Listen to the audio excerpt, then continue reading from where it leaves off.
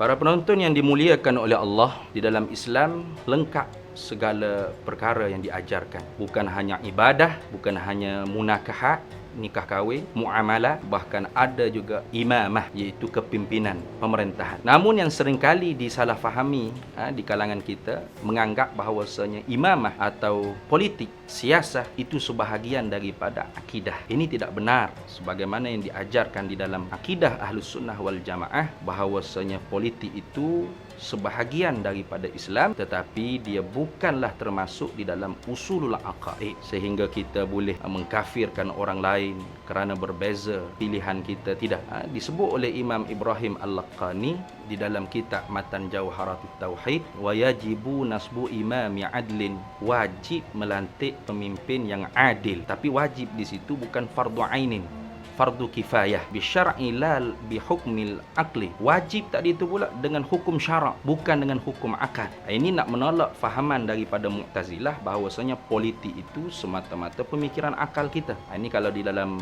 zaman kita ni dipanggil liberal. Akal yang menentukan kebaikan atau keburukan. Jadi politik memilih pemimpin itu akal, tidak berkaitan dengan hukum syarak. Tidak, dia berkaitan dengan hukum syarak. Wajib, haram, makruh, harus dan sebagainya. Tapi walaisa ruknan taqad fid dini, dia bukanlah rukun iman yang diiktikad di dalam agama. Ini nak menolak fahaman-fahaman khawarij, fahaman-fahaman yang mengkafirkan orang yang tidak memilih seumpama kita. Kerana dalam suasana yang sangat getir, dalam suasana politik yang tidak habis-habis ini, para penonton yang dimuliakan oleh Allah, ada yang mengatakan bahawasanya siapa yang tidak memilih calon kami, maka nanti akan ditanya melekat muka naki dalam kubur. Ini tidak benar. Kerana dalam kubur yang ditanya man rabbuka, wa man nabiyuka, wa ma dinuka, wa ma imamuka. Al-Quranu imami, Allahu rabbi, wa Muhammadun nabiyyi, wal islamu dini, wal muslimuna ikhwani.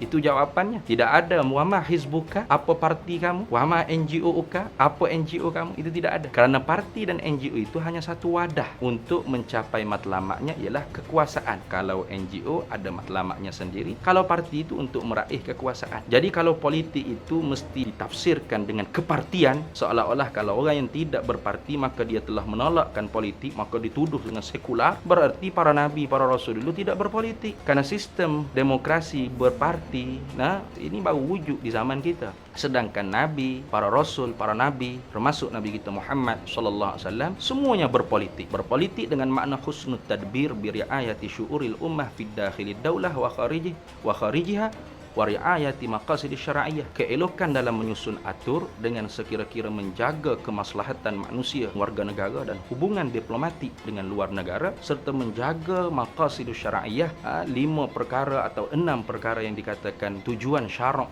agama itu diturunkan: menjaga agama, menjaga harta, menjaga maruah, menjaga nyawa dan sebagainya. Inilah yang dimaksudkan politik. Jadi jangan sampai ada di kalangan kita sesama Islam yang mengucap 2 kalimah syahadah, apabila berbeza sahaja kepartiannya, saling bermasa muka. Tidak boleh begitu, kerana Islam ya'lu wa la yu'la alaih. Islam tu lebih tinggi dan tidak ada yang lebih tinggi daripada Islam. Berarti kalau dia sudah mengucap 2 kalimah syahadah, dia orang Islam, maka kita ada hubungan ukhuwah Islamiyah dengan dia. Kalau kita membuat parti lebih tinggi daripada Islam, berarti kalau orang tu sama parti dengan kita baru kita senyum, maka kita membuat parti ya'lu wa la yu'la alaih. Parti lebih tinggi, tidak ada yang lebih tinggi daripada parti. Dan ini menyalahi dengan ajaran Nabi kita Muhammad sallallahu alaihi wasallam. Sampaikanlah dariku walaupun satu ayat.